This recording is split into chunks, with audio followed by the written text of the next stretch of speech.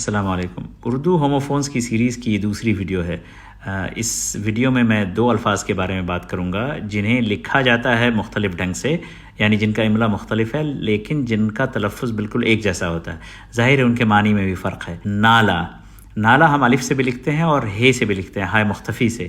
جب ہم الف سے لکھتے ہیں تو اس کا مطلب ہے ندی، جیسے ندی نالے ایک ساتھ بھی استعمال ہوتا ہے مرکب کی شکل میں۔